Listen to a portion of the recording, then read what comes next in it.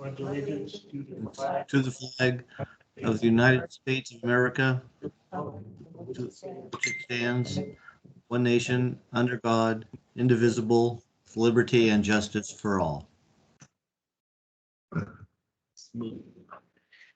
Please call the roll. Okay, Director Cicada? Here. Director Here. Thomas? I'm here. Director Underhill? Here. Director Ratterman? Here, And President Davidson? Here. Okay, we'll go on to public comment. At this time, the members of the public may address the board on any non-agendized item. The public is encouraged to work through staff to place items on the agenda for board consideration. No action can be taken on matters not listed on the agenda. Comments are limited to 3 minutes per person. Is there any public comment on an unagendized item today? Hearing none, we will move on to the consent agenda. The following items are expected to be routine, non-controversial items to be acted upon by the board at one time without discussion. Any board member may request that an item be removed for later consideration. 3A, approval of the minutes for the board meeting of February 10th, February 19th, February 24th, 2021. 3B, review board directly monthly timesheets for February 2020. Is that 2020 or 2021? 2021. Okay. Ratify the claims summary for 588 Secretarial Fund. 3D, report a monthly investment transaction for February 2021. I'll make a motion to accept the consent agenda. Okay, we have a motion and a second. Is there any board member that's going to pull anything? Okay, please call the roll. Director Cicada? Yes. Director Thomas? Yes. Director Underhill? Yes. Director Ratterman? yes, President Davidson? Yes. Okay, we'll move on to new business, update on the 2018. Is that correct also? 2018 conservation legislation? Brad? Okay. You with us, Brad? Yeah, sorry, I was muted. Yeah, good afternoon, directors. And Michael, I don't know if you had something you wanted to say on this first before I start with the presentation? Yeah, so just really quick, we have Brad ready with a presentation prepared to talk about the water use efficiency standards. We have somebody from Aqua who's going to join us to give a statewide update on the regulatory process. She's having a hard time. So we're having some technical difficulties with her right now. So I'm going to let Brad launch into his presentation and I'm going to resolve that issue and hopefully Chelsea will be able to join us and provide an update. So go ahead, Brad. Yeah, thanks. And Rebecca, if you wouldn't mind pulling up the presentation so we can reference the slides on there. And just to President Davidson's point, we are talking about 2018 legislation that was passed, but we'll get into why this is applicable now and could impact us going into the future. So with that, don't know. I can't see the presentation on my end, so. I'm working on it. Oh, yeah, sorry.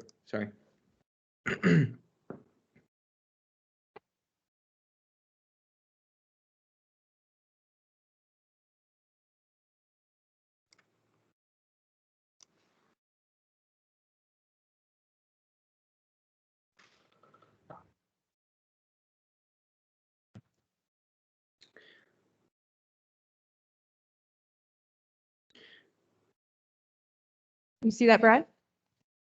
Not yet, but if it's up for the public and board members, I can try and continue on it.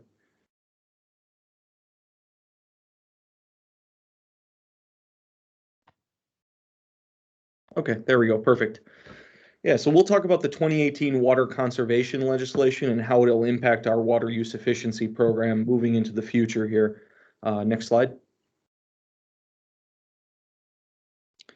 As background, this 2018 package of legislation is really a follow-up to what you may recall with SB Senate Bill X77, which was the 20% reduction by 2020 objective statewide that was passed.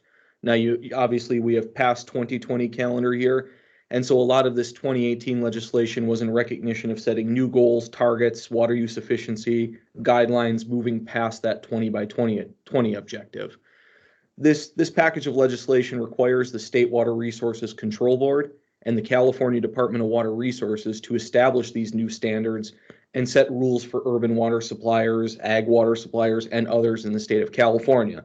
So inevitably, these will impact Calaveras County Water District's water use targets, water use efficiency goals going forward. And the reason it's relevant now is that the control board and DWR need to recommend and adopt these standards by 2022. So they've had a period of about 6 years to set these standards. They have some time remaining on that. And they need to implement these standards, or rather get the water suppliers to implement these standards by 2028. If you click one more, Becca. Thank you. What we're talking about in terms of standards and regulations and water conservation targets are really the following uses. And these four are key to keep in mind as we move forward and unpack what this means for Calaveras County Water District. The state DWR and control board are really looking at indoor residential use, outdoor landscape residential use, commercial, industrial, and institutional water use, specifically with landscape irrigation and dedicated meters, and then system or distribution infrastructure water losses. So what is the water loss on getting water from the treatment plant and initial intake facilities to the end users, the connections? One more, please. Oh, sorry, click one more, Becca.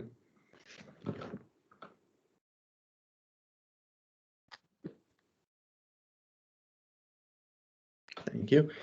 And the result of this is that the control board and DWR are going to establish annual water use budgets based on these four standards. So putting together targets and requirements for indoor, outdoor, and these other concepts through a mandated per capita water use budget. And this is critical. We'll get into what this means, but essentially it's going to be a budget for per capita water use comprised of indoor, outdoor losses, things that way. And this will be regulated, specifically water losses attributed to a per capita, in our case, connection basis. And the penalties for exceeding or not meeting this budget are admittedly unclear at this time, but the legislation, the 2018 legislation, does give the control board the ability to impose fees and or take away or rather make us ineligible for state grant funding. So there are things that the state can do to require us or penalize us for not meeting these targets. Next slide, please. This is an overview of those four concept areas. Now, again, this is important to note here that we're really talking about components of a full target budget. You can see shown in this diagram here that there's the top that I'll call X, which is your indoor water use target. That's still to be defined by DWR as to how they put together an indoor target of gallons per connection per day. And then Y, which would be some outdoor water use target, again, defined by DWR through modeling tools, landscape analyses, different remote sensing and things that way. And then there will be a portion that's attributed to system losses. Again, this concept of when we take water from our treatment plants and ultimately run it through our distribution system to get to these connections, there are some losses and inefficiencies along the way. And those can be apportioned on a per connection basis simply by dividing those losses by the number of connections in our case.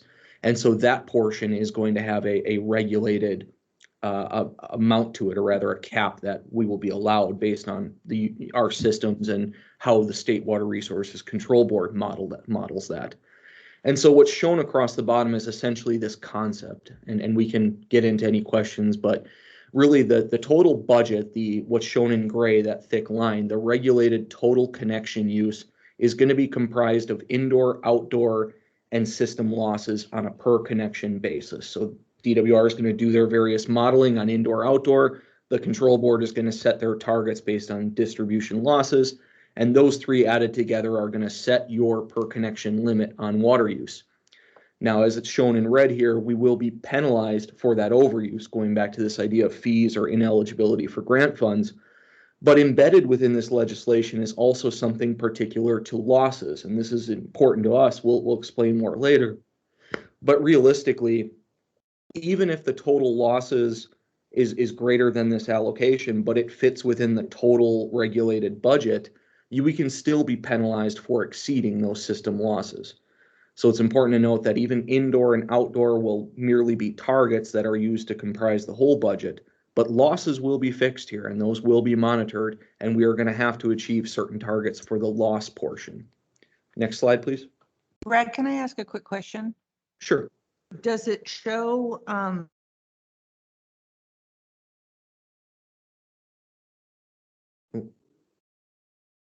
Sorry, I don't know if we lost you. I can't who are hear you. not connected? Oh, Can you hear me? No. yes. Do you want me to re-say what I said? Yeah, please. I didn't catch any of that. Okay, sorry.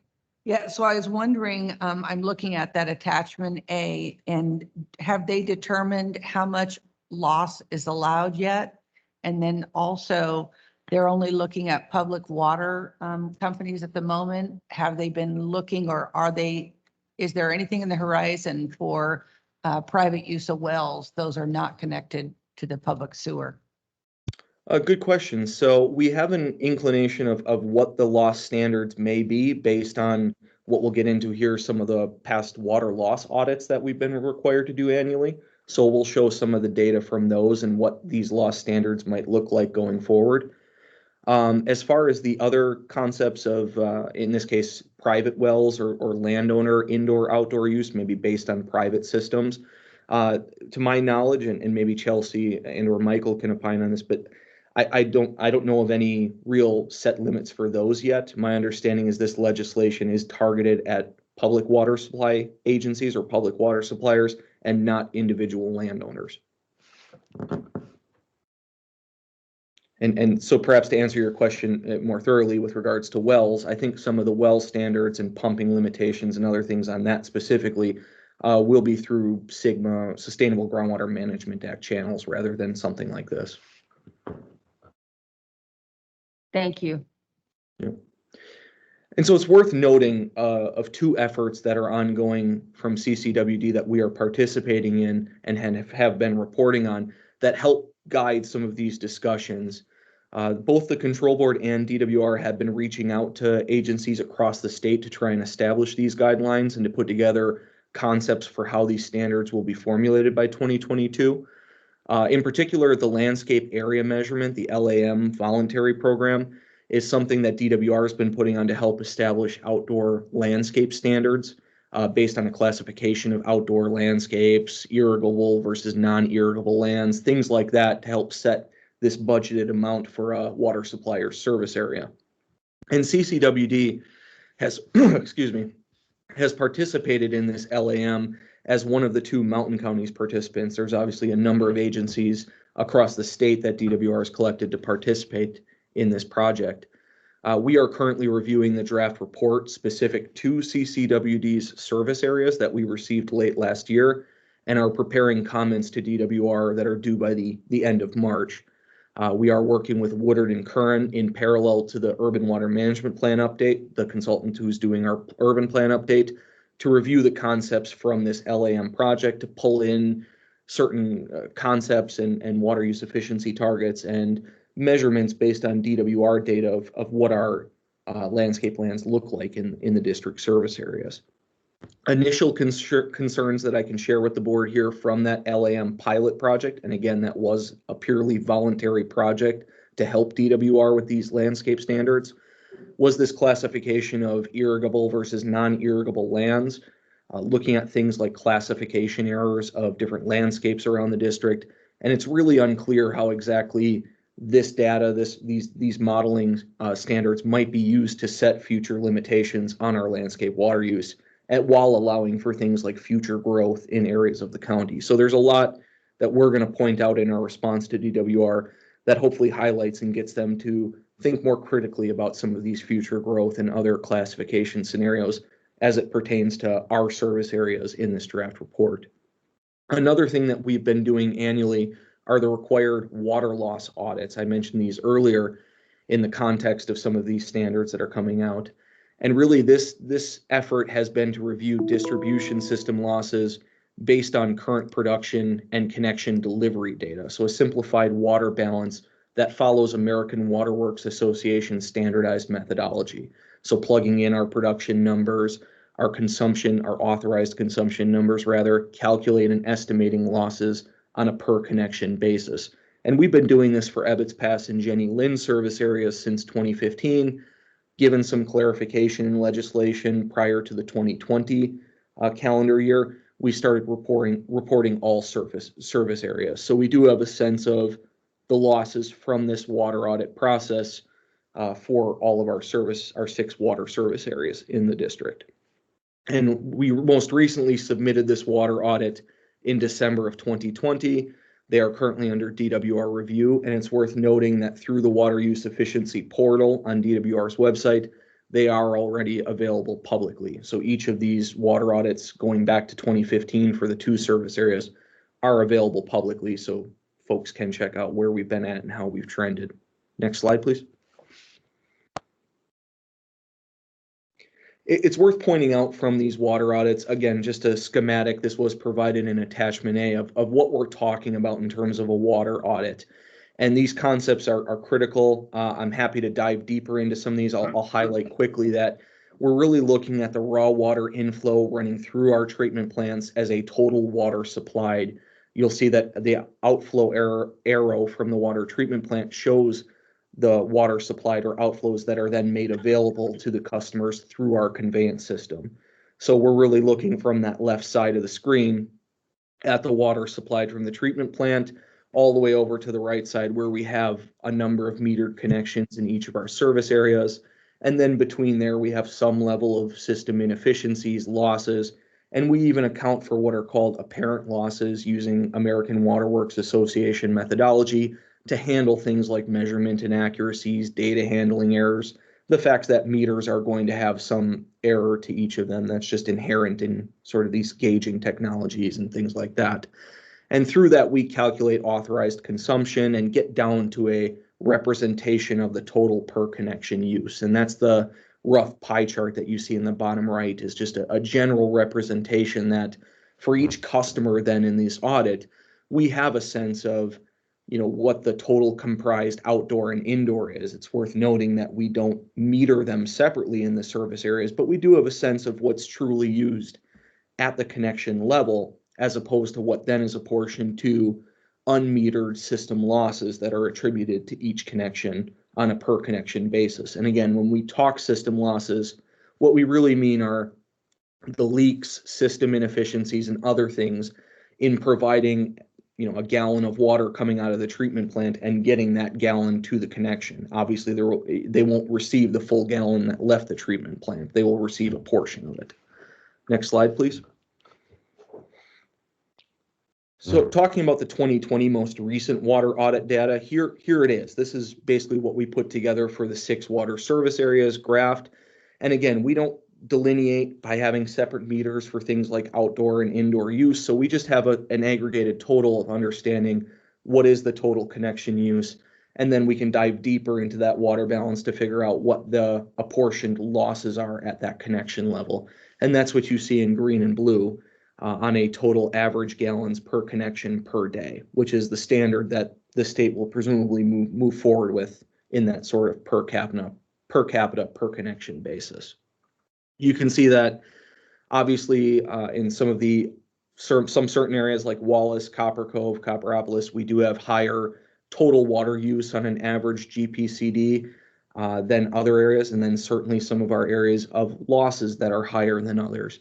And we'll continue to talk in this presentation of what does that mean getting back to this 2018 legislation. So next slide, please. Excuse me, I was looking at the, total use, and I was just amazed at Ebbets Pass in column 6. Total use, compare it to Copperopolis and Jenny Lynn, 168. That was quite amazing to me. Yeah, and it is. That's actually, as you can see from the comparison in the prior slide, it actually ranks, almost tied with Sheep Ranch roughly in terms of the total average water use. Again, it's important to note that this is average across all connections. There are certainly likely reasons as to why that might be. Certainly, that's the only one of our water service areas where we have wholesale water supplied to Blue Lake Springs and Snowshoe Oh, Springs. Yeah, you mean the Blue Lake Springs. Oh, Correct. oh, And so oh. we pull out that amount of water that's treated and provided to those wholesale customers outside of these calculations. But along with that, we also pull out their populations. Then we don't include the population of Blue Lake Springs in these calculations.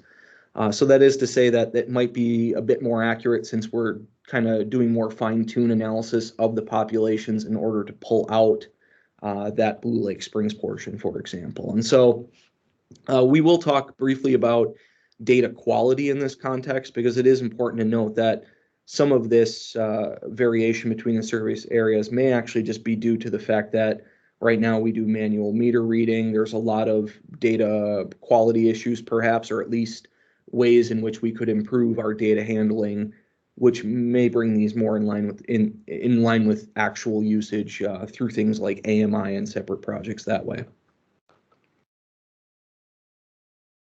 Next slide, please. And so to continue the discussion, regarding the indoor and outdoor standards, the procedures are not yet finalized. We really don't have a full picture of what those two portions will look like. DWR is working on developing the standards and models, for example, that LAM project that I mentioned earlier. There is maybe some sense based on things like the 20 by 2020 Water Conservation Task Force that set hydrologic region targets, so we can kind of discern from some of those efforts things like existing state reviewed water sector standards as to what these might look like in the future. But since these two, as you recall, are not regulated on a per use basis, they are rather components of the total budget. We do have some leeway into these, and these aren't quite as critical as the water loss portion, for instance. Next, please. And so talking about the water loss standards, we are more confident, to Director Ciceda's point, talking about these earlier, given that we've done this water audit data, we've looked at American Water Works Association infrastructure standards, we have more insight, let's say, into some of the State Water Resources Control Board efforts related to the water loss portion. And again, it's worth repeating, this is the portion of each connection, the per capita basis, of water attributed to losses in the delivery of water from the treatment plant source to the individual customer meter. The American Water Works Association infrastructure standards are based on nationwide data, and there likely will be opportunities for exemptions, ways to revise the standards to account for physical conditions, peculiarities of our individual service areas and things that way. But it's unclear what the control board and DWR are going to do to facilitate these considerations. So again, we have a very general sense of what these loss standards may look like. But we really don't know exactly what they'll look like and if there will be any opportunities to adjust those standards to fit some of our ground conditions in our service areas. Next, please. And so that brings us to what's needed. We do need to coordinate with folks like organizations rather like the Association of California Water Agencies, different organizations, partners, participate in these sort of DWR and State Water Resources Control Board outreach efforts. Given that these standards are being formulated and will impact us, we need to pay attention and spend a lot more time diving in and understanding and trying to, wherever we can, help guide some of the insights into those different standards. Next, please. And so with that, without any further stalling, here are the water loss portions of our latest water audit data. If we break those out and then run what we believe to be the current American Water Works Association, State Water Resources Control Board, financial models, standards, things that way, our best estimate of what those loss standards might be, we take a look at the graph below. You can see, unfortunately, the blue portion would be the limit, and then the portion in red is where we are currently at over those limits. And obviously, in a number of these service areas, we are a good 3 times over what that limit might be. And so even though the indoor-outdoor use may, combined with these losses, may fall within the total water budget for that connection, we still could stand to be penalized because our losses exceed the loss budget, given the 2018 legislation. Click once more, please. So it's important to note, though, and I want to caveat this before we get into any sort of discussion, that these are generalized based on the State Water Resources Control Board models. They are supported by the AWWA data, but these are not finalized. There still is time to work with the control board and others to adjust. This is just an example of where we believe these standards to be at currently, given the information we do have. It's also unclear the potential for exemptions or if there will be buffers. Take a look at Ebbets Pass, for instance. We are barely over the water loss standards in that service area. That seems like something that in the future, if there are exemptions and buffers, we could work through those processes to maybe get that within the water loss limitation. Obviously, though, there are areas like copper in this case that something that's 3 times the limit could be harder to achieve. And it's worth noting in all of this, a giant asterisk on it, is that it's likely there are a lot of data collection and quality issues with the current system. These water audits were done based on the manual data reads, the inputs from our different treatment plant operators and others. And so with improved data management, in particular, this conversion to the AMI system, it is possible that these numbers are not quite as bad as these initial water audit data suggest. In fact, a number of them could be much closer to the water loss regulations if we find the connection data improved with things like AMI. So I don't want to completely panic on that regard. We do know that with better data, this might not actually be as bad as it seems. And DWR and the state board are obviously not complete with their water use efficiency recommendations. So there is time on this, but it's just worth noting to the board that this, as best we can tell currently, is where we stand with regards to this pending legislation and implementation of that. And so there certainly is cause to pay attention and to stay vigilant in terms of how this moves forward and what we do about our 6 service areas, in particular the water loss portion. And so with that, I think that's the last slide I had on here, Becca. But I can answer any questions from there. All right, thank you, Brad. I just want to note, as Brad already mentioned this, but we don't want to raise too much concern about those numbers. Obviously, they're striking, and we're concerned. But there's still time here to define what the exceptions and how these regulations are going to be handed down, and also the incentives, or not necessarily incentives, but the resources available to address those issues.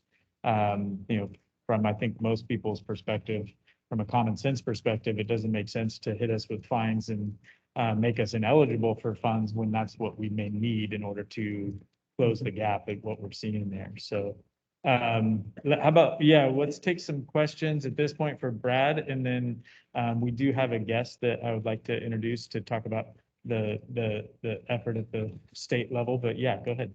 Director So, Skata. Brad, this is Cindy. So has there been any mention of any grant propositions being put together to help finance some of these infrastructure repairs? And you mentioned that they don't have what the limits or the use allowance is yet. But do you anticipate if they say, okay, you have to be at this mark, and they're going to give us a grace period, if you will, in order to meet that? Or with the audits we've been doing, are they going to use those numbers and say, okay, you've been trying, but not good enough? You know what I'm saying? I'm just kind of wondering if there's been those kinds of discussions, and that might be an option, grant funding. And,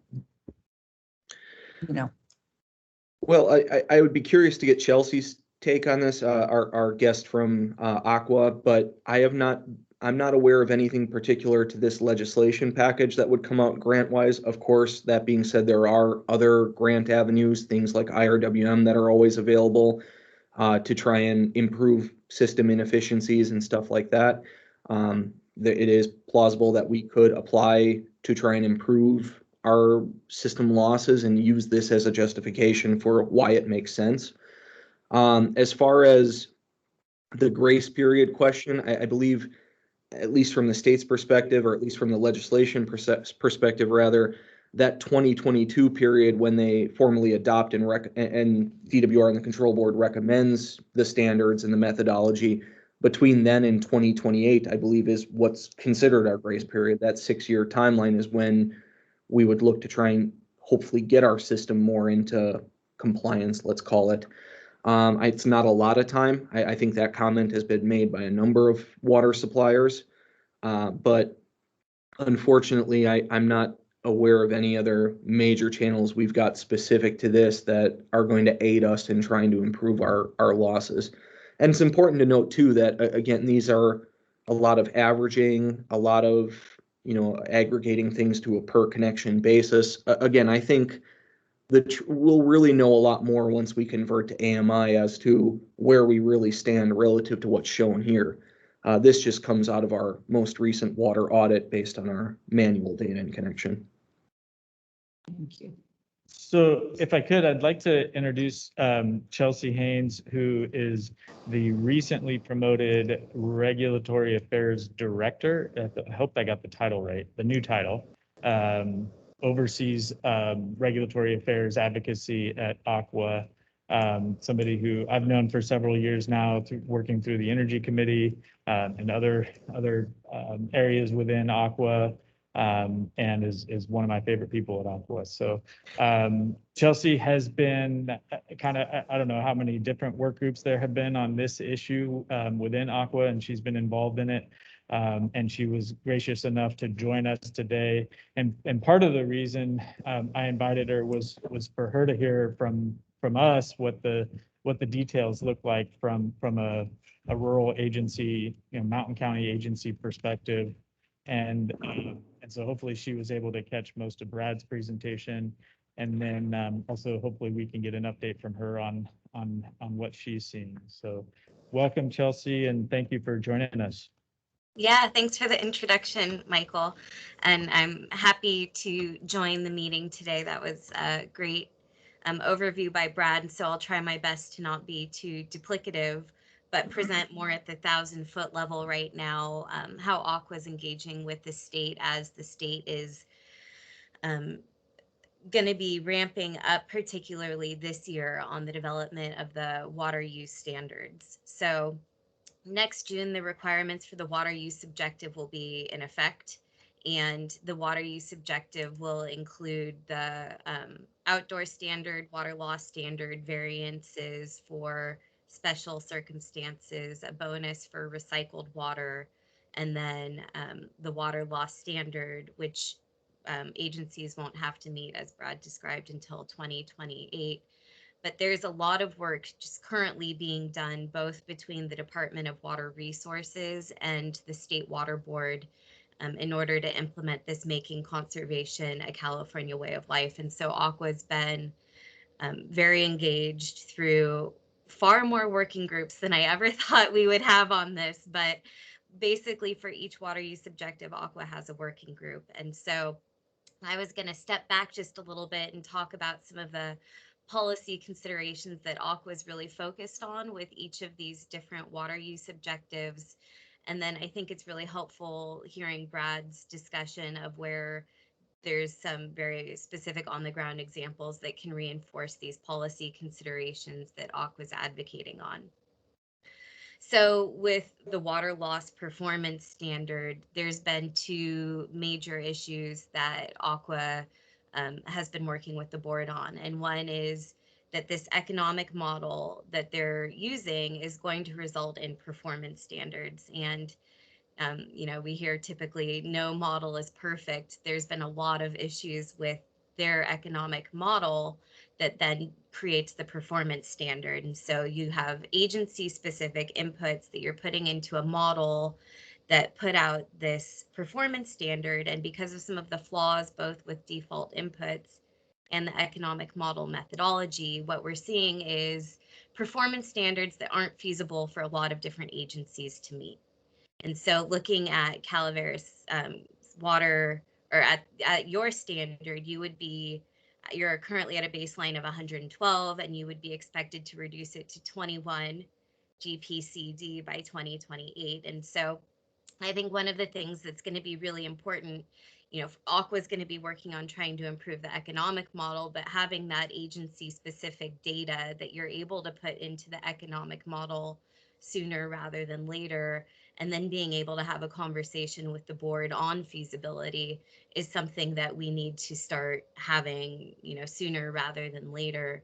Currently, this economic model's under a peer review. We have been asking for the peer review, and so they're completing the peer review, and then March 24th, the State Water Board's going to be demonstrating some of the findings of the peer review and if they're including that into the economic model or not. And from there, we're going to start the formal rulemaking. And so once the formal rulemaking begins, I think, we're going to be leaning on members really to step up and say, this is our standard, this is what we found to be feasible or not feasible, and bringing some of that specific data to help, explain this to the board, because this gets so technical so fast. And so I think they really need help understanding on the ground implementation and impacts and feasibility. And so it's, nice to hear that you're looking at this and trying to figure out what the more specific data would look like rather than just the default input of the economic model.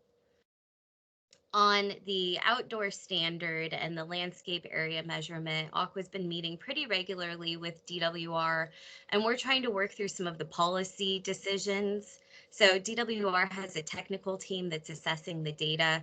We're looking at some of the issues that Brad mentioned related to irrigable versus irrigated.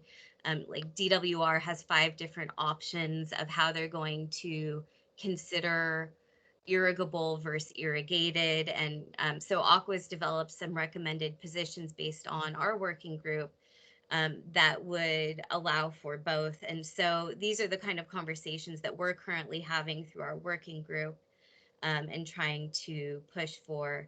And then on the landscape area measurement data, I think DWR has probably rolled out all of their data now to agencies. It's taken a while.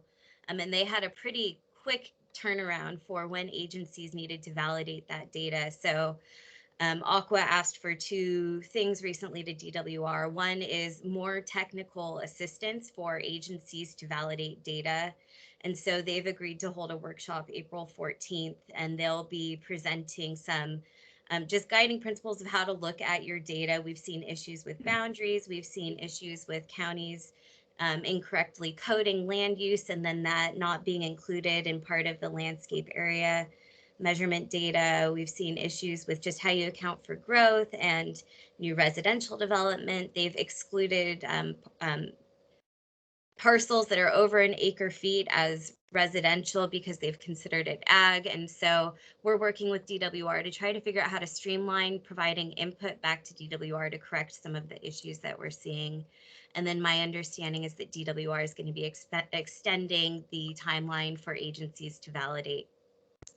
And then also we are engaged on some of the CII performance measures. And so Aqua is currently coming up with our recommendations for classification and a threshold and what the cost of a threshold for split metering would be. So there's a lot happening right now sort of at the working group level that then we're engaging with the state on at the policy level.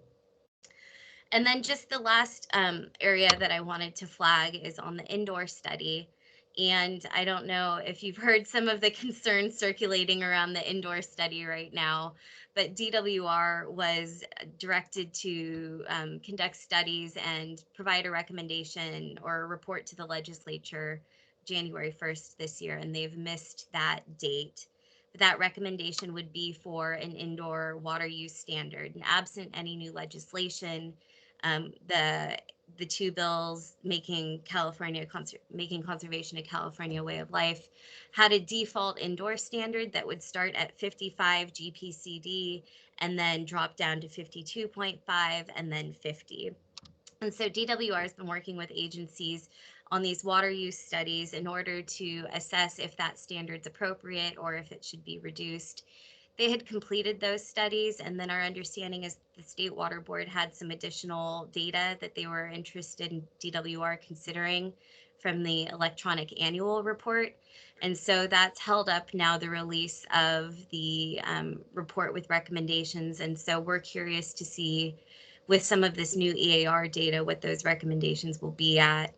We had heard earlier from DWR when they finished their studies that it would be similar to what was legislatively defaulted to, but there was a new bill, AB 1434, that would set a lower indoor water use standard at 48 and that drops to 40. And so Aqua is engaged on that and has some concerns with just an arbitrary standard that circumvents DWR's water use studies effort. So our legislative team is working through that. And then just not related to standards, but something that's a consideration of this making conservation a California way of life. And just something on the back of my mind is with dry year conditions or potentially critically dry year conditions, how the state is going to respond. And so there's a lot of new planning and reporting requirements that are in result of AB 1668 and SB 606. And so that includes an update to the urban water management plan and ag water management plans that agencies are undergoing. And that will include an additional water shortage contingency plan. Aqua's created a template and we're working with DWR right now on a potential voluntary annual water supply and demand report that agencies could start doing in advance of the 2022 mandated requirement. And so look out for us on that. We think that maybe having some agencies voluntarily report on their water availability might help curtail, a concern that agencies don't have adequate supply and the state would need to do more on water conservation or otherwise. So that's what I have, Michael. Thanks for letting me share all of that. And I'm happy to answer any questions. So just quickly is, thank you, Chelsea. That's great follow-up. And just for context for the board members, what she's talking about with regards to the urban water management plan is in particular the water shortage contingency plan section. I believe we've done a presentation in the past talking about how we need to pull conservation concepts and what do we do in water shortage conditions in particular. I don't believe, and I'll look to you, Chelsea, but I don't believe the current iteration of the 2020 is going to need to address these particular legislative bills. But certainly the concepts are going to need to be consistent with them as we move forward past the 2020 cycle. Yeah, DWR is finalizing their guidebook, which is probably a little bit too late because folks are already doing their urban water management plan. But there's a section in it that does ask about how you're moving towards meeting your water use objective. Obviously, agencies haven't been assigned a water use objective yet, but I think the goal is to have you start proactively thinking about how you will be meeting it. Okay, is there anything further from the board? Anything else from staff? I just want to thank Chelsea. That was a tremendous amount of information. It's obvious why she got the promotion that she got, because this is only one of the areas that she's engaged in. The one thing I just want to point out for the board that the GPCD concept is important here, especially when we're talking about the indoor water use regulations. And this was talked about a lot back in 2018 when the legislation was first adopted, that this is an average of across the population, not a per connection mandate. It wouldn't be calculated or regulated in that way, but it still would be an incredibly difficult standard for any district to meet, I think. And I think we're just, as we look at this going forward, we're increasingly aware of the fact that this is going to be a major driver of what our investments are on the infrastructure side of things. This is going to become a huge part of our long-term planning, whether we like it or not. Well, our long-term financial planning also. I mean, Right. that's, we can't sustain ourselves on that sort of income. Right. So how we target our capital investments, and this is going to become a big driver of that.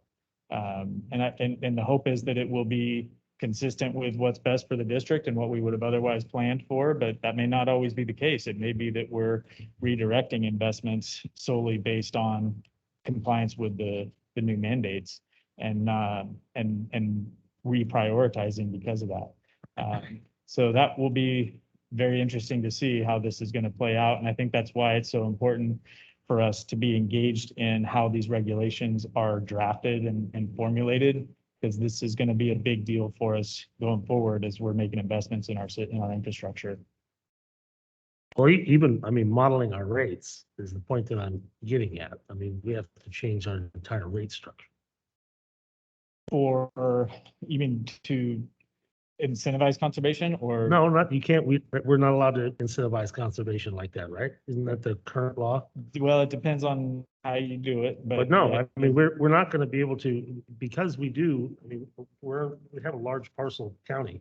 You know, I mean, we're not, very few people are gonna be able to meet this standard. And if they're mandated, we're gonna have to do some restrictive thing on them. So we're actually encouraging less use, but we pay our bills with water use. So I water think, sales. yeah, and I think that's the point I wanted to make about GPCD is it's not going to be imposed on any individual customer.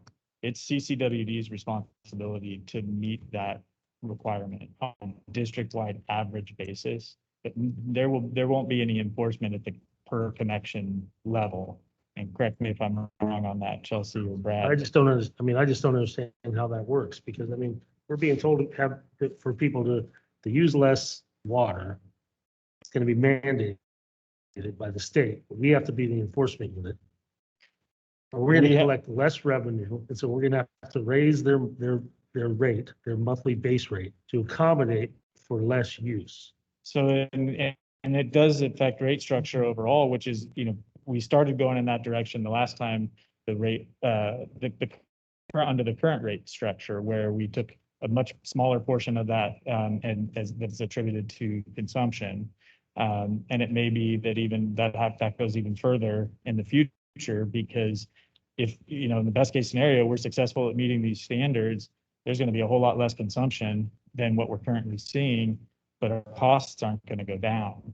So the base rate would become an even greater portion of how the rate is structured. And to even carry that further, you know, we're doing these water master plans based on consumption, on our average consumption, which, you know, we're making, you know, fairly long-term statements about what we expect capacity to be, but then we're gonna be mandated to continue to reduce that capacity, not the capacity. We're gonna increase the ESFU capacity by forcing people to use less water. Right. So our rate, so even our connection charge rates will change. And it may be geared much more towards, you know, leak mitigation than treatment plant expansion. In that scenario, we don't need any additional treatment capacity, but we got to make sure we're not losing a single drop of water in the distribution system. And that's why I say this really gets at every part of the district and how we make our capital investments going forward. And we really wanted to highlight it for the board at this point, because it is, as Chelsea pointed out, there's a lot of work that's being done on this right now. And then we're going to be living with it for the foreseeable future. And it's going to potentially be changing how we operate, changing how we account for things, and changing how we prioritize our investments. So this is a really significant issue for the district. I have a question. Go ahead, Russ. Looking at this, everything is labeled attachment A, but the one that shows the water loss from West Point to Wallace, Sheep Ranch, and everything. How long have we known that there's a 45% water loss on treated water in Sheep Ranch? It's always been a mess. Yeah, I can answer that, Director Thomas.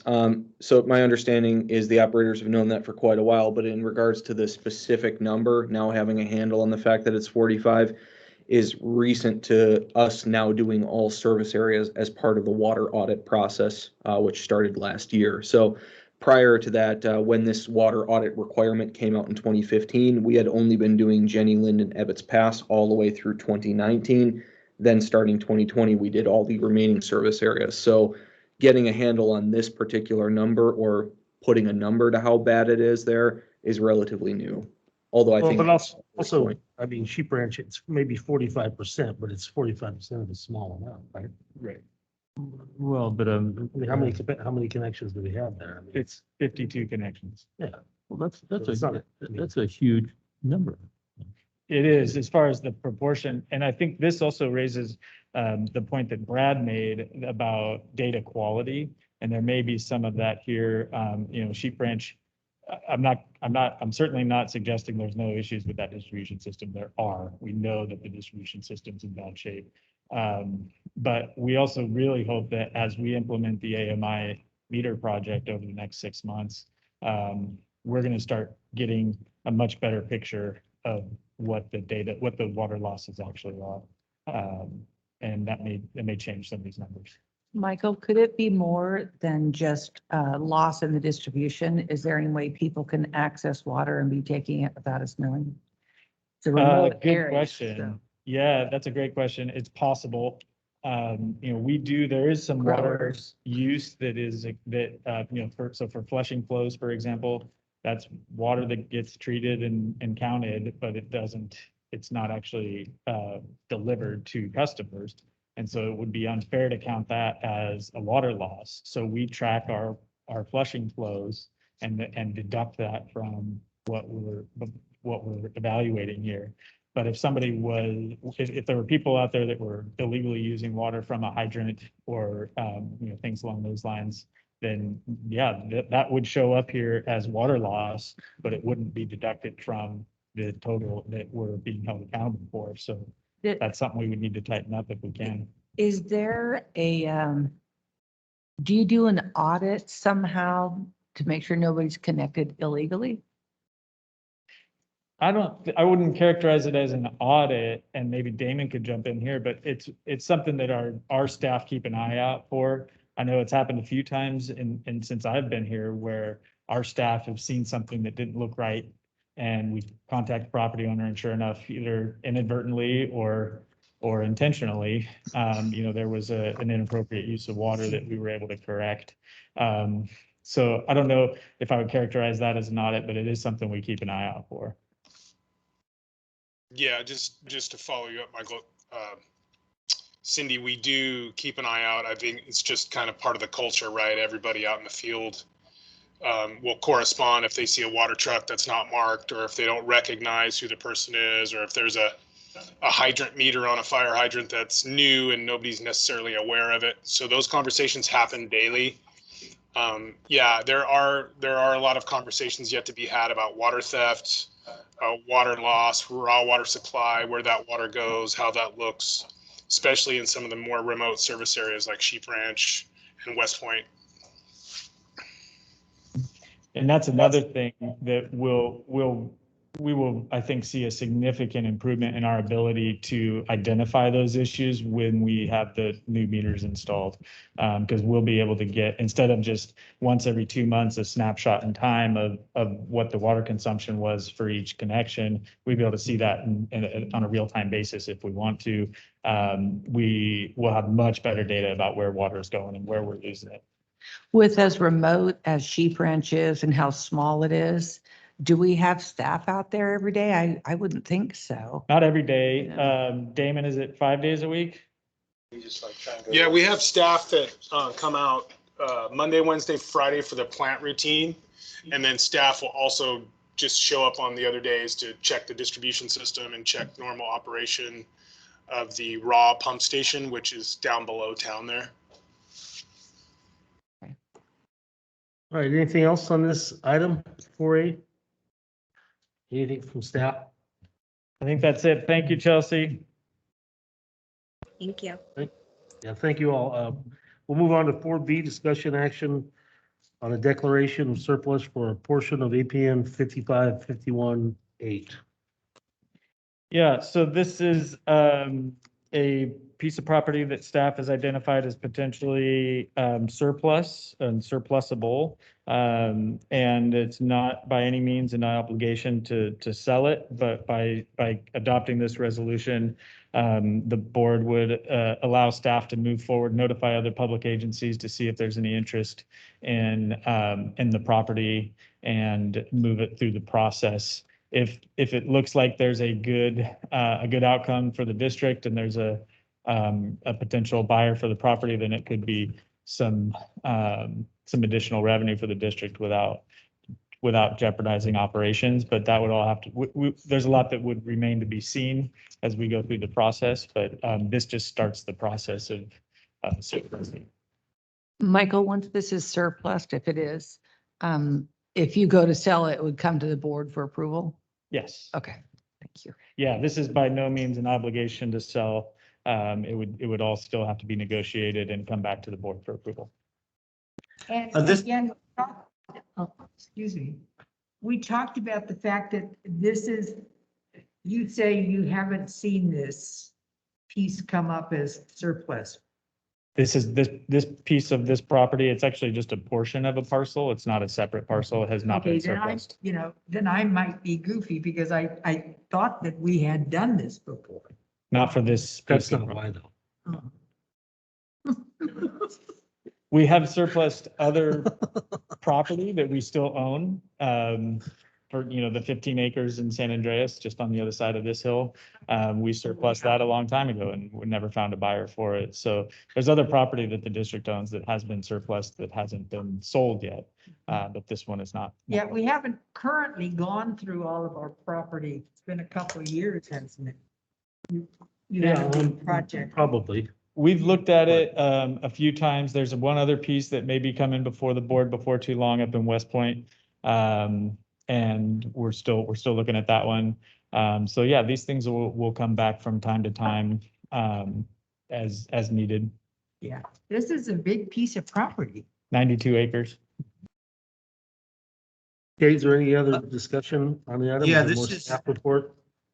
Hello, this is Scott. A couple of years ago, we created a ad hoc committee, a property committee, and we went through, I think, under a different administration, I think we went through almost every property that we had here, and I'm glad to see this, and would encourage if staff has the time to go through these extra properties that we have. This is great to see, and if there's more of these that come to us, I think that'd be awesome. And I'm certainly in favor of surplus in this particular piece of property, as we currently have no use for it. Is there any more staff report, or are you That's it. ready for a motion? Is Yeah, there there's a anybody who'd like to make a resolution. motion? Move for acceptance. Motion. Okay, I will accept the Director Radaman's as the motion and Director Underhill as the second. Is that all right? Is there any other comment from the board? Any public comment regarding this item? Please call the roll. Director Cicada, Yes. Director Thomas, Yes. Director Underhill, Yes. Director Ratterman, Yes. President Davidson. Yes. All right. Move on to 5A, discussion action regarding maintenance warehouse building project.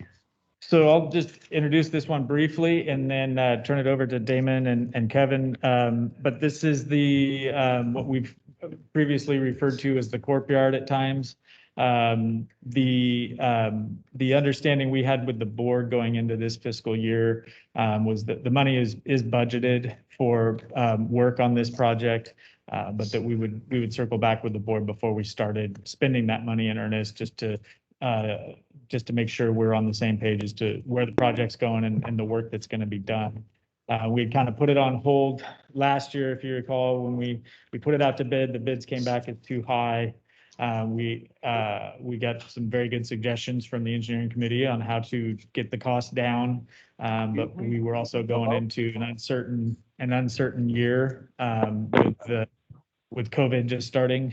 So we decided to put this on hold until we had a little bit more confidence in our financial situation, which we do now. So Do we have staff trying to chime in here, or what's going on? no, I think somebody just dialed in.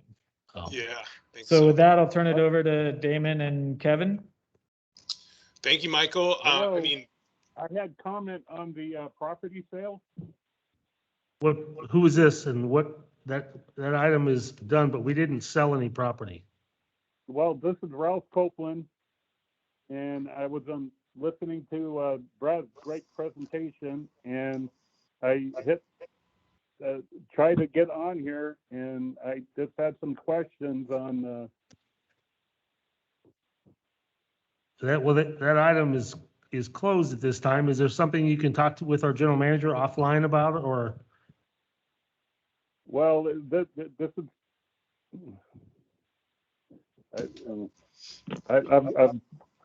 I've got a lot to say on it, but I think this is, Tuscany Hills is gonna be buying this. Nobody is, it's not for sale. It's, the action we just took was to surplus it, which was a process that we have to go through, which will allow any public agency the first shot at acquiring this property. And only after they decline it could we even entertain an offer to sell it. And Ralph, this is Michael Winkler. I'm behind the camera today, but I'd be happy to give you a call and answer any questions you have on this. Yes, please do. I apologize for the interruption. I'll talk to you later, Michael. We'll talk to Okay, you, sounds Ralph. good. All right, thank you. Sorry about that. Okay, where were we?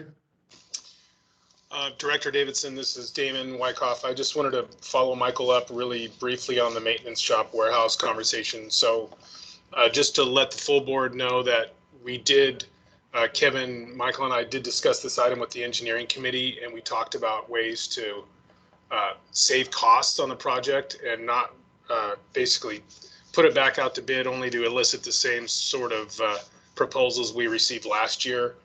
And the committee provided staff with a lot of insight. You know, one key portion of that is for CCWD staff or the district to essentially act as the prime on the project. And then also to look at ways to take advantage of the site topography to reduce the amount of fill or cut that we're going to have to do. And then also to look at the overall size of the building and are there ways to better optimize the size in order to save costs. So just wanted to make it clear to the full board that cost effectiveness and efficiency for this project are very important to us as we move forward, and really just looking for concurrence from the full board to allow staff to continue to work on this project. Just a quick, I had, in our engineering committee, I had committed to do a review, and I just actually did it when I showed up here this morning, but I believe when I originally priced the building at the 130, is it 60 by, no, 60 by 160, right? Right. Yes. Yeah, I just looked on the old price of the steel, just the building package with the doors and the insulation and all that stuff. And that's without the overhangs, but it had basically the 20-foot bays. I didn't change anything, but the price went from, I believe, about 90,000 to 113,000 since we last talked about that. That's just, and all that does is reflect the escalating steel price.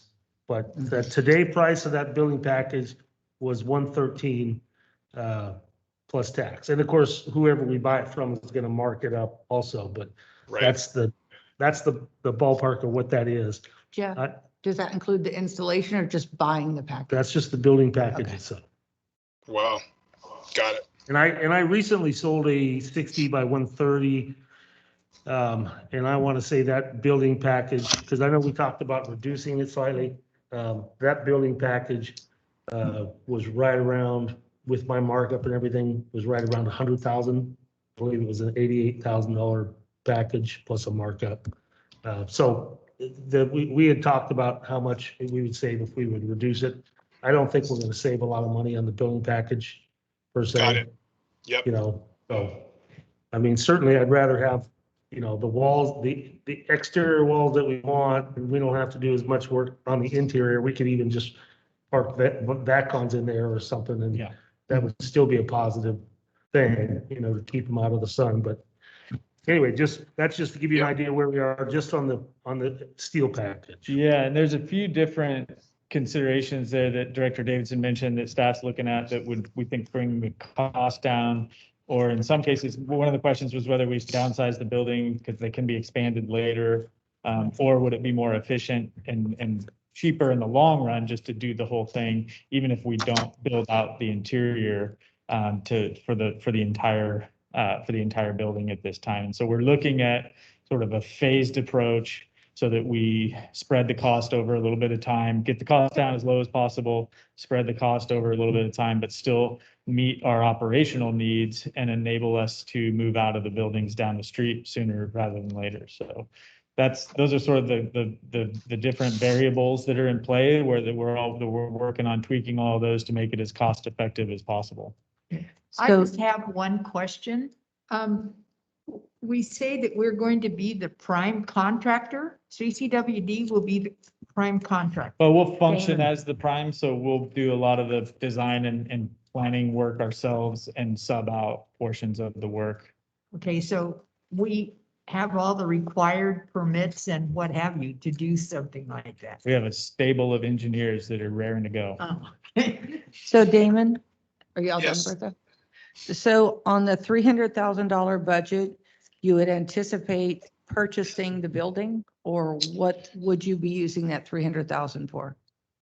That's very possible. So it could be related to design efforts, site improvements, so moving of dirt, and then building purchase. We don't have Could you- those. Oh, go ahead. I was gonna say, since it might be multiple, could you say to yourself with what we just heard Jeff say, 150 of that is towards building purchase? And then, you know what I mean? Just kind of break it up. I wouldn't want you to come back to us and say, yeah, we spent the 300,000, we got a great design. You know what I'm saying? No, yeah.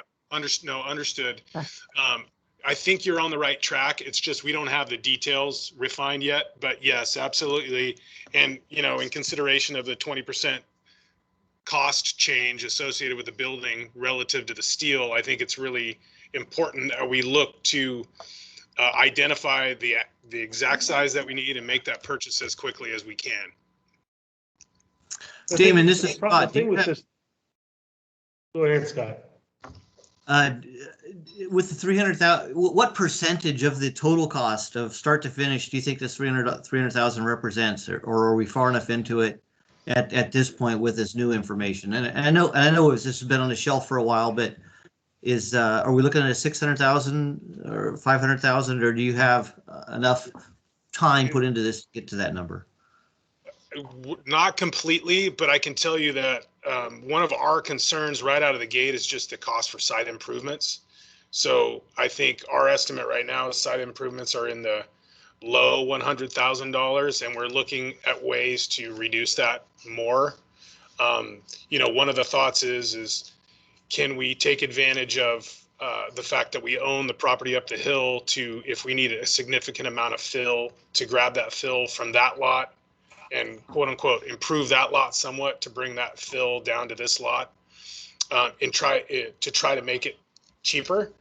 And so it's hard to give you an understanding of where 300,000 looks, but I think our goal is to keep it around that $600,000 mark for everything.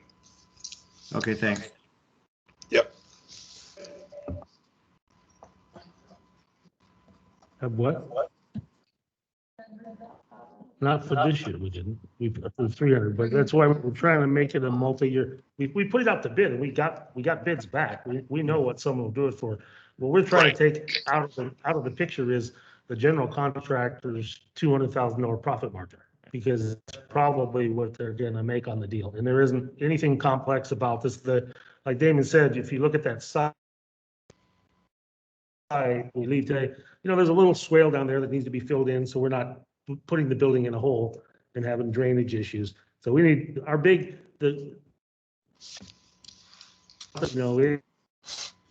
the cost, no matter who we buy it from and no matter how we design it, because they basically sell those buildings by the pound. But we got to figure out where we're going to get the fill to raise that, and then then the next step will be hiring a civil engineer to do the foundation plan, which shouldn't cost us more than $1,000. Hopefully we can get it done in-house.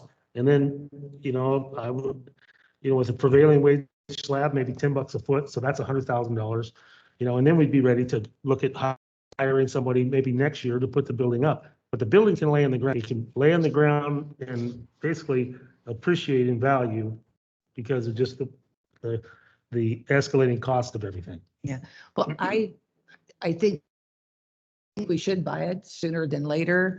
And I'm just hoping that for the 300,000, we at least have something solid to show for it, not, oh, well, we've used some of the money for, engineering labor, that kind of thing. Yeah, I You don't, know. the only engineering I think that we're really gonna be doing here is site engineering. Right. And Yep. we should have the site work done for that cost and Yep. then some, so. Yeah, no, I wouldn't expect, I mean, we can have somebody from the outside do a grading plan for us for $5,000 or $6,000. Right. I mean, Right. I hope we don't need that, but I could do it for less. yeah. Yeah, and I think, our staff Do we can need- meet that challenge too. They can knock that out. And then those are the goals, Cindy, to move towards that site improvements and then building. Well, I'm good with that. Do we need a motion? I'd like to ask a couple of questions first. if you Yeah, don't mind. go ahead. Damon, you mentioned the fact that we own 15 acres up on the highway. You may not be aware, but there was an access road that came all the way from downtown out to the cement plant when it was in production. The road's still there. It'd be a very, very short haul from that 15-acre location. So one of the first things that you should do is reach out to that property owner and see if you could have a temporary access across that piece of property to make a haul. It would. Okay. The trucking would be extremely expensive to go through town and come around the way that the concrete trucks have to go. But Yep, got it. That's great information. today is His a name- good day to go out and look at that with the water that's kind of cascading across Yeah. the property. It's very, very flat out there. It's flatter than I already remembered it from our previous discussion. There was some talk at the engineering committee meeting about, getting farther to the back end of the property, but that would require a cut, but the cut always gives you fill. I'm pretty sure that could be a balanced site. And what I was. It doesn't seem too far off to me, but Yeah. So I'm very much in favor of this also, so if you want to make a motion. Go ahead. there's no motion is required. I think staff is just asking for direction to continue. Discussion and action. Yeah, we mainly wanted to make sure that the board is aware of the fact that we're going to start work again. We'll start spending some of that money that was budgeted, but we had committed to the board to check in with you before we did that.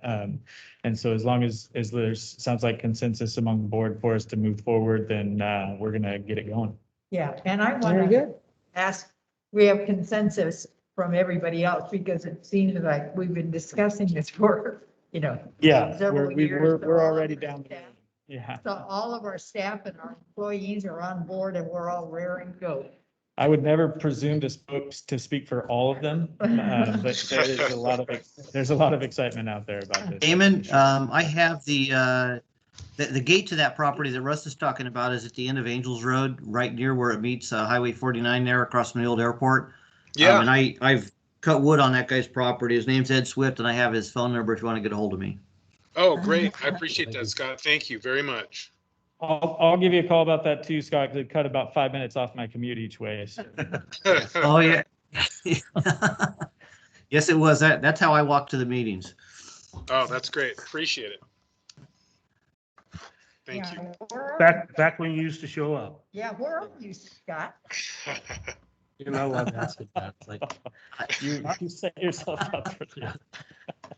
all right. I'm not so, far away. I'm not far away, Bertha. We have consensus from the board. We have consensus from the board to move forward. Move on. We'll get it moving. And then the building you mentioned earlier, Director Davidson, sounds like it, of course, do those things ever fall off the trucks en route? No, right now it's like sheet of plywood. If a sheet of plywood blows off of trucks, everybody's gonna stop. Yeah, That's right. 50 bucks. Russ doesn't know it, but I stop by his job site. I steal one sheet of plywood every time I go. I was wondering about that. All right, we'll move on to, where are we at? Report from Damon, operations and Yes. engineering. Yep. Becca, would you like me to share my screen? Oh, thank you. Got it. Appreciate that. I will there's a lot in this month's ops report, even though February is a short month, but I'm happy to take any additional questions, but I'll plow through this PowerPoint really quickly to show you some of the highlights.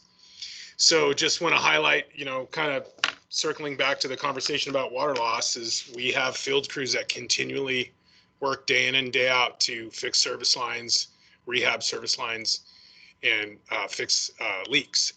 And so this is another service line repair off Ripon. So you can see the full circle repair clamp in the picture. And then if you move to the next slide, you'll see that our staff just wholesale replacement of that section of the service line to take that weak spot out.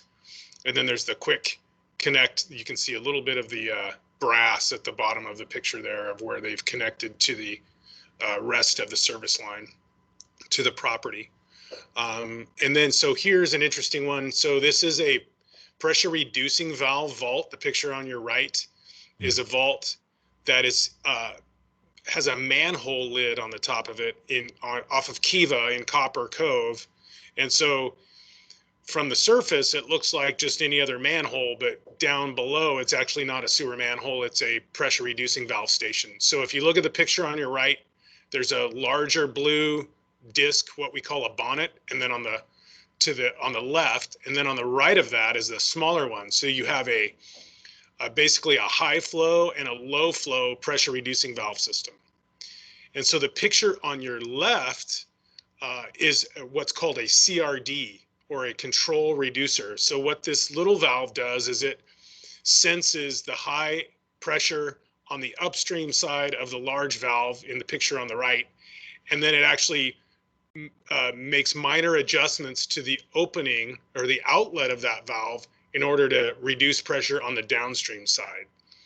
And so this is staff rebuilding the control valve on the left, and then pictures of them getting down into the vault on the right in order to rebuild. And in the picture on the left by the by the telephone, you see a little green disc with a spring on it, and then an orange one, and then a white one.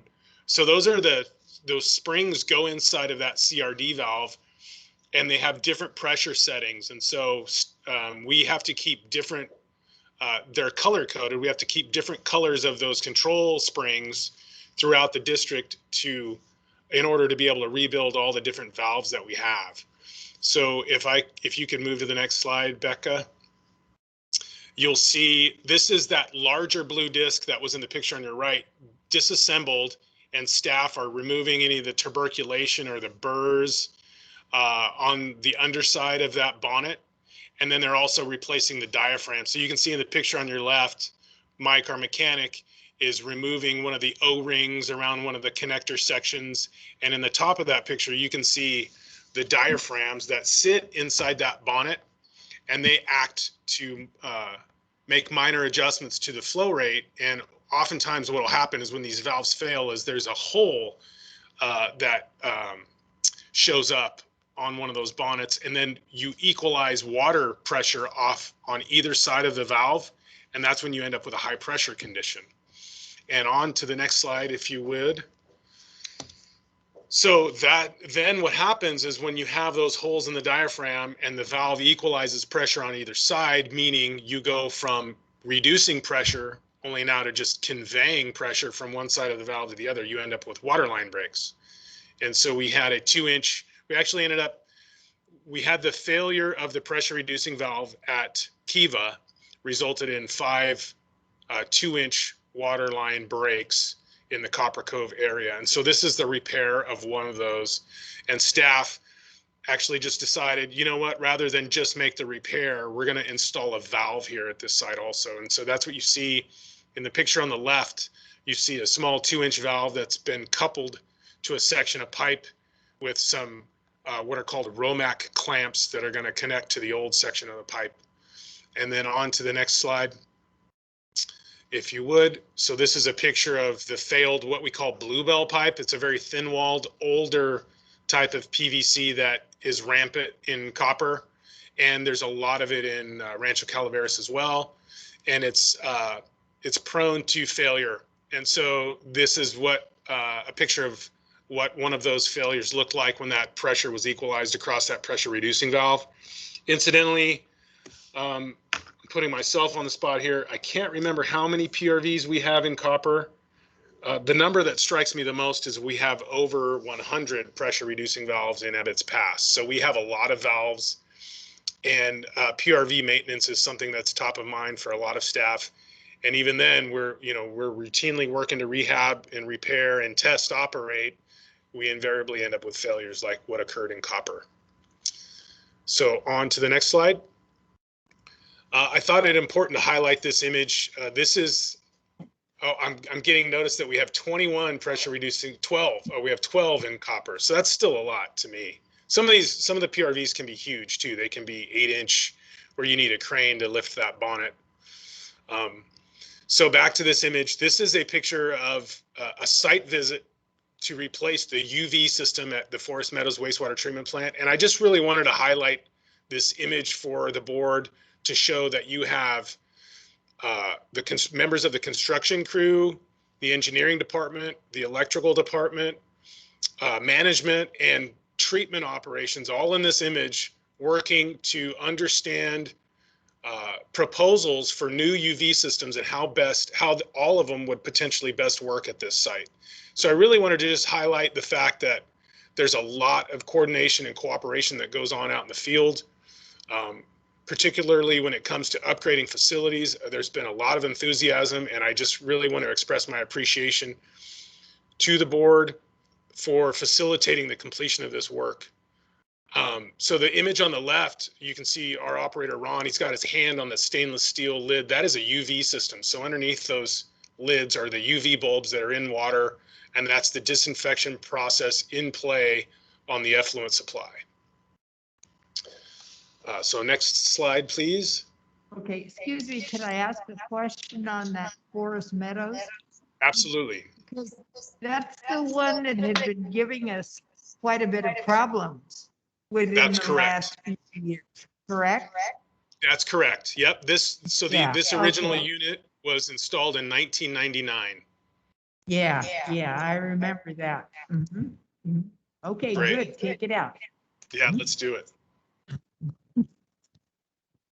And so just to kind of highlight another cooperative project, these are the picture on the right and on the left, actually on the back of the flatbed, depicts the Arenco pod filters that are going to replace the recirculating gravity filters at the Indian Rock waste treatment facility.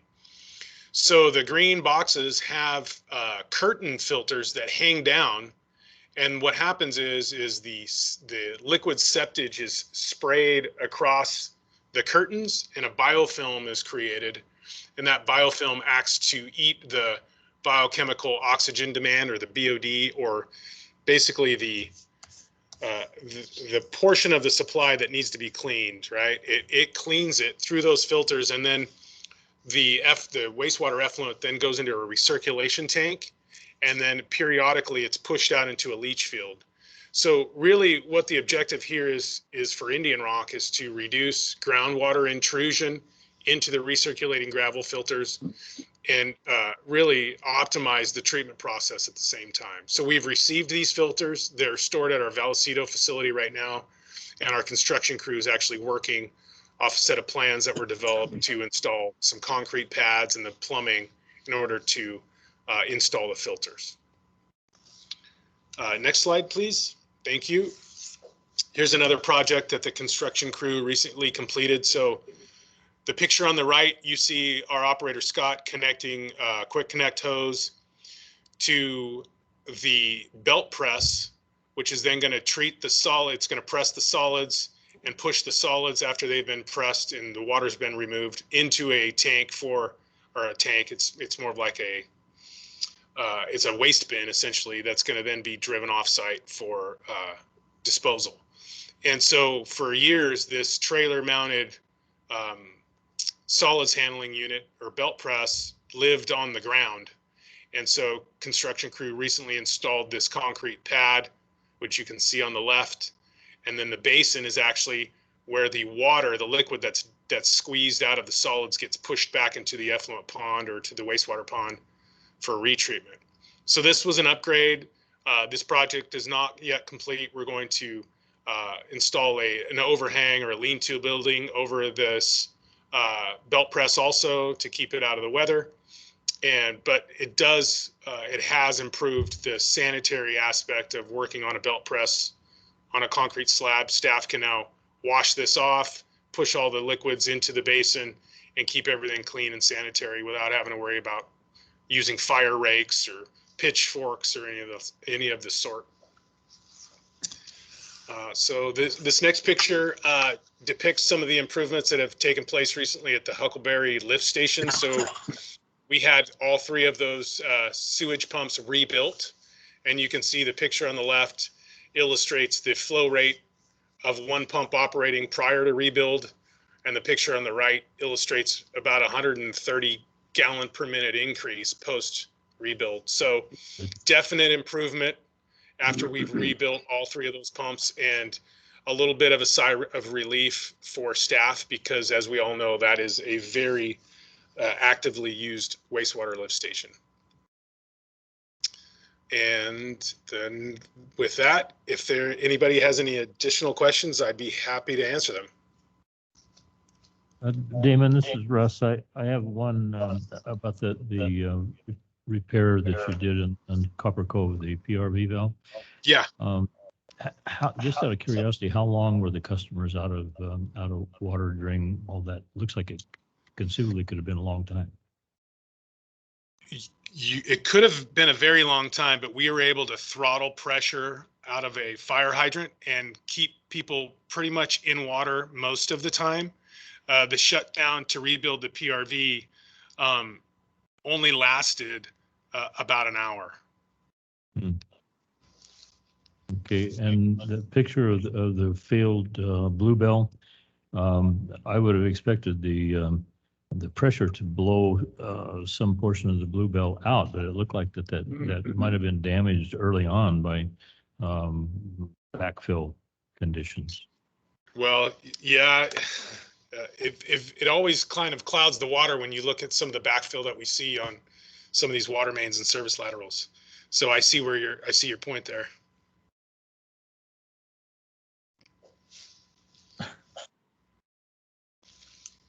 You were a little broken on that, but I understand that my conclusion is correct, that oftentimes when we have a pressure failure, it got initiated by impact. Exactly. So yeah, sorry, I didn't realize you didn't hear me. Yeah, I was basically saying that the nature of the backfill that we encounter, you're exactly right. It could have been sitting on, rock, or rock could have been on top of it. And then it just has this little surge of transient pressure. And that's all it takes to basically give that poor backfill an opportunity to push right through that pipe. Any little shake or rattle and it's over with. Okay. Well, thanks for jumping on that one. That's good. I only got a couple of calls on that one. Well, I appreciate you taking those calls. Thank you, Russ. Anything else for Damon? Does that conclude your report, or do you have more? That's it. So one thing I just want to point out, you heard Damon mention a couple of times the construction crew, and it's worth noting we're about 18 months, maybe even 20 months out from the pretty significant restructuring of the operations department that we did, that included doubling the size of that construction crew. And I think what we're seeing now is a lot of work that they're able to get done that they previously wouldn't have been able to get done.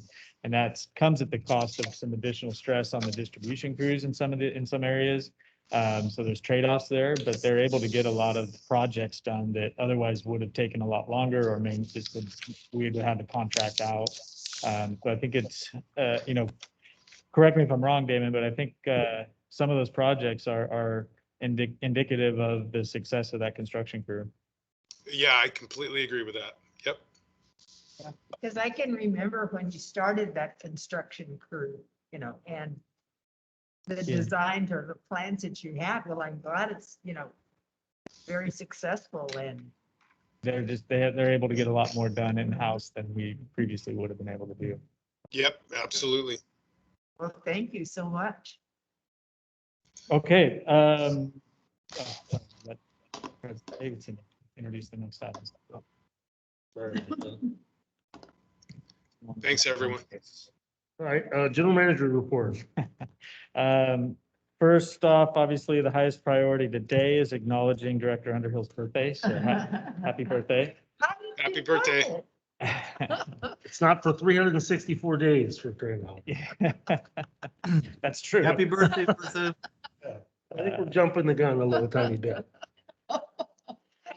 Um, And Director Underhill says, thank you very, very much. yeah, And for the board to absolutely. Yeah. So, and then, I want to lead with, I guess I usually do, update on COVID, impacts. We have good news today for the first time well, I guess multiple pieces of good news. One is that Calaveras County moved into the red tier yesterday. I'm sure you're all aware of that. So that loosens up, it doesn't have any real direct impact on us. Other than it's really nice to see some businesses able to start to reopen. We're going to adjust some of our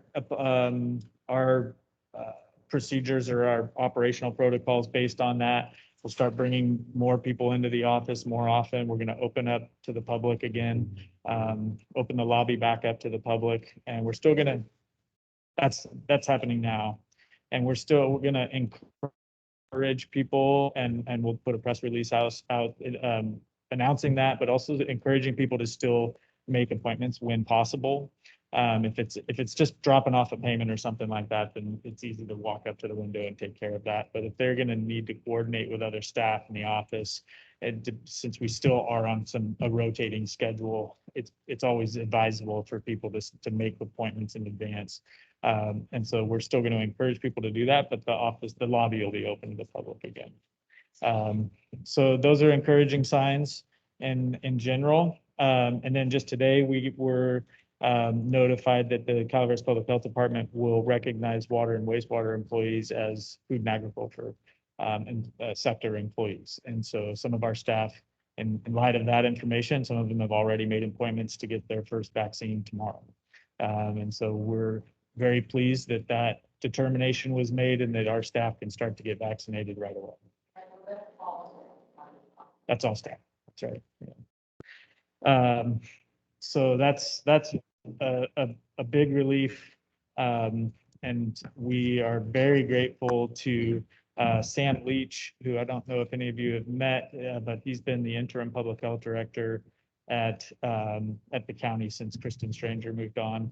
And my experience with him has been nothing but positive. He's very responsive. He's very proactive. He helped us resolve this issue this morning, and just really grateful to him for the work that he did on it, and wish that he could stay in that position longer. But I understand he's moving back to, I think he's a probation department employee. Yes, very grateful to Sam for the help on that issue, and just like I said, a sigh of relief that we can start to get our staff vaccinated. The other, let's see, moving on, strategic plan, still in the works. We're still behind the scenes, taking the input from the board and from others, and getting prepared to put out a agenda packet on Friday. I want to flag it for you because there will be some requests, some homework assignments, for lack of a better term, for the board. So we'll put it out on Friday, and in anticipation of the special meeting, the last of 3 board workshops next Friday. And where I anticipate having to redo the birthday celebration all over again. But there's going to be a lot of, in addition to the mission, vision, values, and the goals that we've already reviewed and wordsmithed and we're ready to move forward on. There's going to be pretty detailed objectives that come under each of the 6 goals that we really encourage the board to look at carefully. And if you have any proposed edits, or if you see anything that we missed, or if we got it wrong, it'd be great to have feedback, on that. So that information will be in the packet along with your homework assignment. So keep an eye out for that. We had an all hands meeting, all staff meeting yesterday, to talk about the status of the strategic plan. We really wanted to convey to staff how much of their input has been incorporated into the plan already. But that they still also have, none of it's been adopted or finalized yet. They still have an opportunity to review the information that we have assembled so far and provide more input, more feedback. So we walked through the mission, vision, values, goals, and the objectives that the board hasn't even seen yet with all staff yesterday, and are open to feedback from them, and encouraging staff to provide feedback if they have any on that. So we're excited about the third and final board workshop, and then the next step after that would be to bring the final document back to the board for approval. So we are making a lot of progress on that front. Well, excuse me, will Yes. we be doing that at the next board meeting on March the 24th? Because I know, No, because the consultant will need some time to prepare the final document based on the input from the board at the next workshop. So I think we have tentatively scheduled the final adoption for April 25th, the second meeting in April, depending on the feedback and the direction that we give to the that'll consultant. be April 28th. That sounds even better. Yeah. So that's the tentative schedule for final, for plan adoption. But we'll wait till we get to the next workshop first. Couple of other things I just want to point out. Damon mentioned a couple of field site visits I think we're trying to make a kind of a concerted effort to get as safely as we can, get staff together more frequently, and get back to being able to do that. So we took some office staff down to Copperopolis for a tour. Bill Cardinal, our senior treatment plant operator down there, he's a wealth of knowledge, and he's enthusiastic about sharing that knowledge, and he's just a fantastic tour guide. So I'd like to recruit some board members actually to join me down there one of these days, and grateful to Bill for taking the time to show us around. And I think it just helps, regardless of the department that staff are in, or the role that they fill in the organization, to gain an understanding of what other areas are doing and what other people are doing in their day to day is really helpful. So we also made a very nice stop at Salt Springs Valley, the Red House Ranch. So appreciate Director Thomas's time to talk about some of the water resources out there. We have a lot of ideas to kick around. So. Oh, you went to the plantation, huh? Having some missing sheets of plywood, and Yeah. we had no idea where that went. So, and then I'll move briefly through the rest of these. I know my updates aren't as exciting as Damon's, but I thought about PowerPoints of meetings, and it doesn't quite, it's not quite as interesting. But we are having some conversations with Blue Lake Springs. So I just want to kind of give the board a heads up on that if you recall, at the last summer, they had a sharp increase in demand. And we granted a waiver of the capacity limit in our contract, our wholesale water contract with them, to meet that demand, with the understanding that we'd be revisiting that agreement prior to this next summer to make sure that they have the capacity that they need. So those conversations are happening right now, and anticipate potentially bringing something back to the board in the next month or so for approval of additional capacity. So Did we'll- Dave come here, or did you go to Dave, or? so far, it's just been emails and phone calls, but I would anticipate we'll probably head up there in the next week or so, and then we'll have a separate meeting where a regular contractor, annual check-in with Director Underhill and one of their directors, and senior staff. So we'll probably have a few of those meetings in the next month, and then, I would anticipate they'll bring in something back to the board before too long on that front. We also upcoming for the board, we've had a lot of work has gone into capacity fee updates for Copperopolis and Ginny and Valley Springs. The engineering committee has reviewed these a couple of times now. We've had some lengthy discussions between our engineering staff and Damon and the consultants and our engineering committee. A lot of work has gone into it. There's still more to be done. It's more complicated than your standard capacity fee adjustments, but I would anticipate that coming up to the board in the next few months as well. So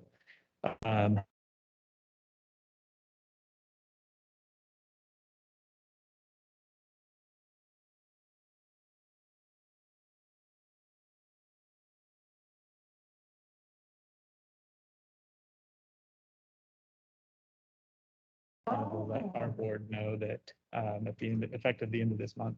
So, Donna's obviously been a good partner for CCWD, so we will miss her, and I'll let you know if there's any retirement celebrations that we're having. Not that I'm aware of, not that they've announced. So yeah, we'll wait and see, and look forward to whoever that is, but we'll miss Donna. I think that's all I've got for now, unless there's questions for me. Just, I have one. I actually got on that, the COVID page, and what are we supposed to apply? Because there is a water and wastewater category, but Yeah, we're but supposed to do food and agriculture. You can't yet sign up under the water wastewater category. Oh, okay, I'm asking which one we're supposed to do. Food and ag. Okay, Yeah. all right. All right. Thank you. All right. Yeah, now, board reports, information items, future agenda items. Director Underhill? I wanted to know if you have heard anything, Michael, on the ordinance coming out of the county on White Pines Park? So there are some discussions between the sheriff's office and the White Pines Park Committee that I believe they were scheduled to meet this week to talk about the proposed changes again. And then other than that, I have not heard how those talks went, but we weren't there, but I'll follow up on that. Because I haven't heard a word. That's it for me. Hey, Director Radaman? Nothing to report. I'm sorry, I thought maybe you were putting. They should have that, instead of the hand up sign, they should have that I'm putting sign, just so we don't fall on. It's a little wet out there. Okay, I just wanted to also acknowledge that the staff did come to visit me on a work day out at Salt Spring Valley. It was a pleasure to see everybody there. You know, when you stand on the hilltop or building overlooking that valley, it's not too hard to imagine that valley filled up with some nice grapes or row crops or something. And Yeah, or hoop houses. or hoop houses. No.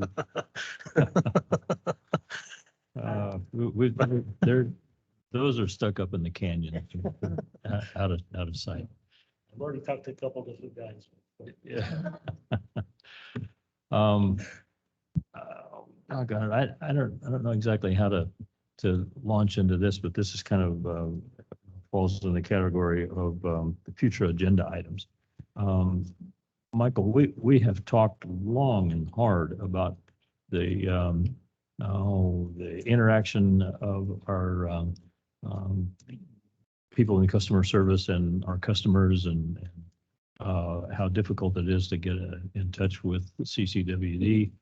And it seems to me, and I'm frustrated about it because I constantly get these calls, it seems like we're not making any progress on it. So I respectfully request an agenda item for, I mean, we could do it on the 19th if we have time, certainly not later than the 24th. I personally would like to see a report on what the obstacles are, you know, why it is that when you call this place, that telephones will ring without connecting. And then when they do connect, they get a looped message that don't allow you to leave a message. A friend of mine reported a problem on Monday and he still hasn't gotten a response. There's something wrong. It's broken and I want it fixed. I don't know if anybody else feels the same way, but it is just really embarrassing to me. I feel like it's a reflection on me personally, because I'm supposed to be a decision maker here, and we've had long discussions, unending discussions about what the problems are, and there's no solutions. I don't know whether, I just, Well, on top of what was said for the next meeting, I also want to see in writing the policy for and from the customer if there isn't a policy for that. Also the procedure. I'll talk about it when somebody calls and can't read the message. It should be. Someone can't answer that phone, the live person goes to answering service. It has to, I want to see what the process is or what the policy procedure is. Every policy we provide to talk about, you know, that a return a call in 48 hours, and I say after the issue, return within 2 hours. In my opinion, it would be an 8 to 5 window. It's not needed, and this is not emergency. Emergency. You know, I want to see what the policy is in writing. Is that Cindy? Is that Cindy talking? I can't hear a thing she's saying. Cindy, are you in I'm the sorry, I room? didn't have a thing on. She, Oh, there you basically go. just, she wants to have the same meeting with a little more information. So just a And couple of Russ, things. Russ, Yes. I appreciate your comments, Russ, and support them 100%. I would certainly love to see something. I get those calls as well still, and I don't know what's going on. So. Okay, well, let's not, I mean, we're not gonna, every director, we can't have a big conversation about it. I think, we'll let Michael respond and then we'll finish our director's comments. I'd just like to briefly respond and we'll get it agendized. I think it actually would be a great opportunity to show, because a couple of things, there has been progress. I know that there are still issues and one happened this week. There have been steps taken and there has been progress. It happens less than it used to, but there are some ongoing problems that we haven't been able to resolve. But for the most part, those calls are answered in person, and if they're not answered in person, they roll over to the answering service. And I also want to make a distinction here between customer service staff and the IT problem that we have, which is, those are two separate things. And I want to make sure we're not blaming customer service staff for a problem, a technical problem that isn't their fault. So I do think we've taken some steps and we've made some progress on that front. And I think the admin services staff would appreciate the opportunity to present that to the board and have this discussion. And because we have other plans in the works to resolve the ongoing problems that haven't yet been resolved. So we'll get it agendized and we'll get all that information to you. Can you answer me this? Does a phone ring in the office over there? Yeah. So somebody calling in? Yeah, we. All right, never mind. We We can can't really wait. get into it a lot. We're gonna have You're a right. full session on it. And we just don't want to start discussing something to the extent where we violate the problem. We'll get it on Do the you agenda. have anything further? I would like to report that we had what I thought was a very positive session with Gary Toffanelli involved and Al Alt on the groundwater sustainability on that particular topic, and the fact that the county has been sort of moving back, and apparently it has finally got their attention. So I see some progress happening there. Gary Toffanelli particularly seems to be engaged in this. He wasn't making any commitments, but we've got their attention. There was one thing that this is kind of off the subject in a way, but I was sitting over where you're sitting, You were sitting in my chair. I was. It was hard chair I couldn't fill your shoes or your chair.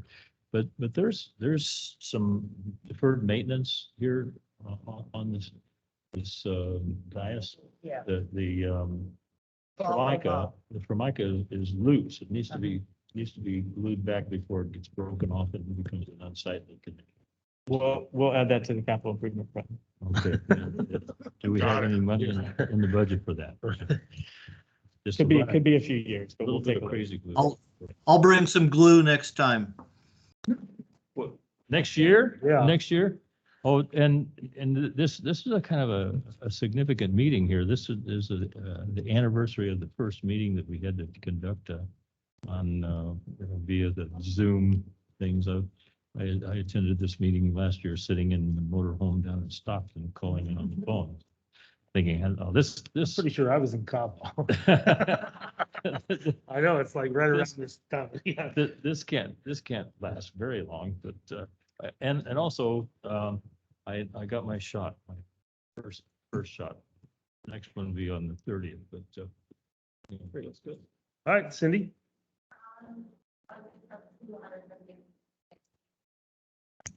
Two IWM meetings next week. That's it. All right, I have nothing to report, so we will conclude the meeting. We are postponing our closed session. So we'll bring that up later. Our next board meeting is March 19th, special board workshop, strategic planning, my favorite subject. With that, meeting's adjourned. Thank you, everybody. Bye, Scott.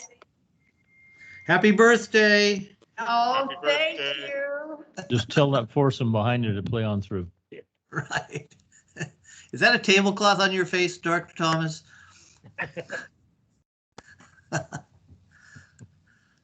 I'm going to show up and I don't have to wear a tablecloth. When are we thinking of going back to regular board meetings? Or more attended? We're in the red Down. now. Yeah, we're